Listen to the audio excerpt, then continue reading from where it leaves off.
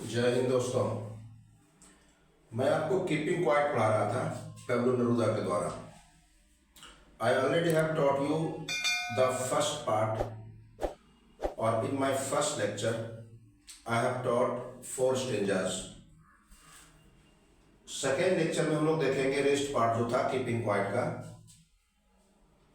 यहाँ पे लिखते हैं those who prepare green wars with gas, wars with fire, victory with no survivors. उस किन के लिए आ गया?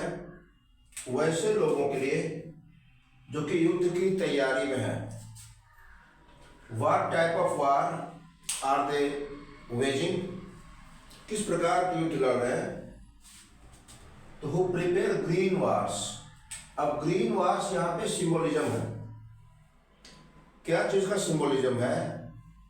तो ग्रीनरी को नष्ट करने का, डिफॉरेस्टेशन का, जंगलों का कटाव विनाश किया जा रहा है और युद्ध स्तर पे किया जा रहा है, जो कि किसी भी स्थिति में ह्यूमैनिटी के लिए या फिर किसी भी क्रिएचर के लिए या इन्वायरमेंट के लिए अच्छा नहीं हो सकता है। और फिर है wars with gas, wars with fire. अब गैस से युद्ध क्या हो सकता है? To release poisonous gases in the environment, environment में पॉइजनस गैसेस को रिलीज करना, या फिर ह्यूमन एक्टिविटी के जरिए जो हमारे गैसेस प्रोपोर्शन गड़बड़ हो रहा है। जैसे हम लोग पढ़ते हैं नाइट्रोजन 78%, ऑक्सीजन 21% और रेस्ट के जो लाइट गैसेस वगैरह होते हैं। तो जब उसके प्रोपोर्शन में दिक्कत होगी तो निश्चित रूप से हमारा सर्वाइवल डिफिकल्ट हो जाएगा।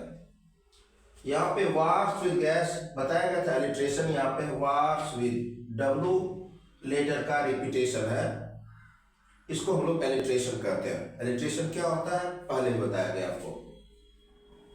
और वार्स विद फायर, और फायर के साथ वार्स क्या है? यहाँ भी आप एलिट्रेशन और रिपीटेशन कर सकते हैं। वार्स विद सेम चीज है यहाँ पे। तो वार्स विद फायर मीन्स क्या? We are making firearms, destructive weapons which can destroy humanity, the world in a very little time, बहुत कम समय में नष्ट कर सकता है।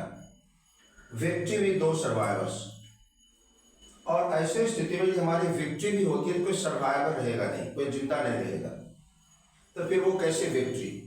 अब कोई जिंदा नहीं रहेगा तो किस पे आप शासन करेंगे? इसलिए ये हमारी प्रयास होनी चाहिए कि हम ह्यूमैनिटी को जिंदा रखें। तो सर्वाइवर क्या करेगा? बता रहा है कि वो put on clean clothes, clean clothes को बता रहा है क्या पहनिए, and walk about with their brothers. यहाँ पे क्लीन क्लोथ सी दोनों वर्ड में बार बार आ रहा है, जिसको एलिट्रेशन का एग्जाम्पल ये हो गया। और बता रहा है कि हम अपने ब्रदर्स के साथ क्या करें कि क्लीन क्लोथ पहन करके घूमें। Here brothers is also a symbolism, ये भी सिंबलिज्म का एग्जाम्पल है।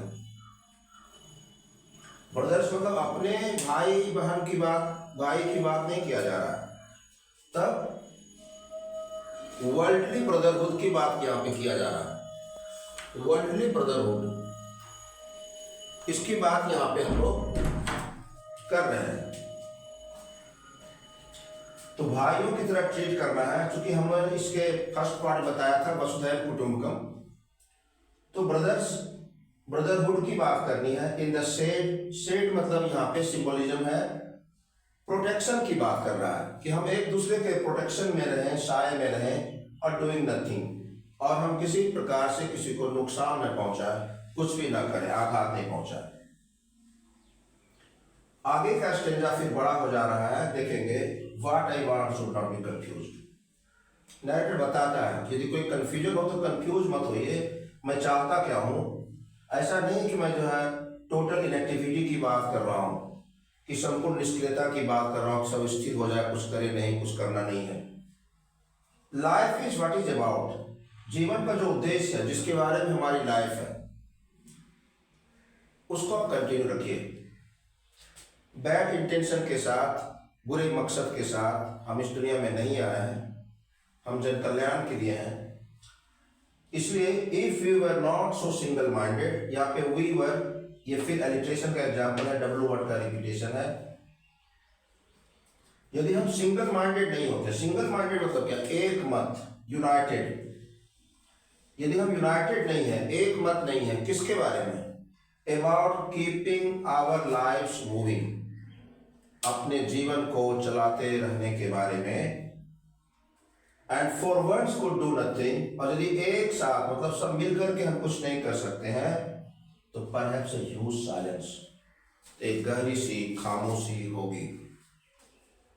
और वो खामोशी क्या कर सकता है, माइट इंटरप्ट हिज सैडनेस, उसकी सैडनेस को, सैडनेस कौन सी सैडनेस है, हिज के बदले हमको लगता है यहाँ पे दिस होना चाहिए, this sadness of never understanding ourselves.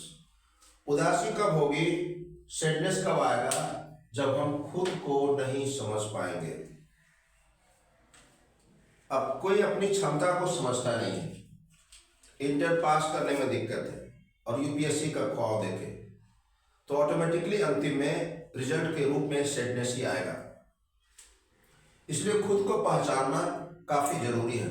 खुद की vigour, vitality, power, capacity, energy, mind, resources, इन सारी चीजों को समझना जरूरी है।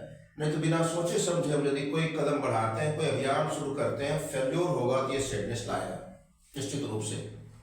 वही बताता है कि might interrupt this sadness of never understanding ourselves end of threatening ourselves with death.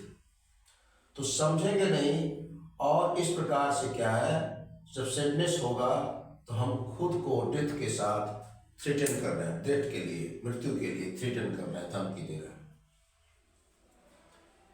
अब अंतिम में पोएट लिखता है कि perhaps the earth can teach us, धरती शायद हमें सिखा सकती है। Here the earth is being treated as a master, as a teacher. कौन सिखाता है, टीचर सिखाता है, पढ़ाता है। तो यहाँ पे अर्थ को क्या किस रूप में यूज किया जा रहा है, पर्सोनिफिकेशन के रूप में, पर्सोनिफाई किया जा रहा है, पर्सन का रूप बताया जा रहा है इसको।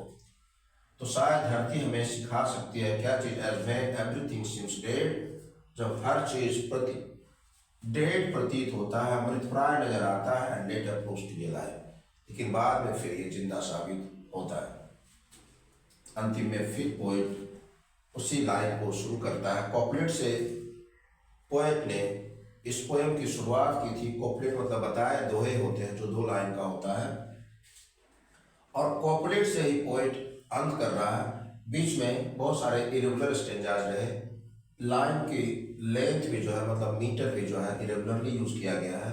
ये फ्री राइम, फ्री वर्स की कविता है, ब्लैंक वर्स की कविता है, इसमें कोई राइम स्कीम नहीं है। फिर अंतिम में पोएट कहता है, now I will count up to 12 and you keep quiet and I will go. अब मैं फिर 12 तक गिनूंगा, तुम शांत रहोगे और मैं चला जाऊंगा। हम after all, or at last, or even in the end, the poet is making only one request, to keep quiet. शांत रहने के लिए हमें इसलिए कहता है ताकि हम सेल्फ इंट्रोस्पेक्ट कर सकें, और उसके जरिए हम अपनी खूबियां और खामियां दोनों पे विचार कर सकें। हम क्या वर्ल्ड को कंट्रीब्यूट कर सकते हैं, ह्यूमैनिटी को कंट्रीब्यूट कर सकते हैं, इस पे विचार करें, और किस प्रकार से हम वॉइसेस के जरिए आघात या नुकसान पहुंचा रहे हैं उसको रिस्ट्रिक्ट करने की कोशिश करें, रोकने की कोशिश करें। हम लोग इस पोएम के 3rd लेक्चर में क्वेश्चन आंसर देखेंगे कि किस प्रकार से क्वेश्चन पूछा जा सकता है एब्स्ट्रैक्ट दे करके, और एडिशनल क्वेश्चन क्या क्या आ सकता है। तो 3rd लेक्चर के लिए आप वेट करेंगे। इसको अच्छी तरह से देखिए, शेयर करिए, लाइक करिए, सब्सक्राइब करिए, अधिक से अधिक लोगों तक पहुंचाने की कोशिश करिए। Thank you.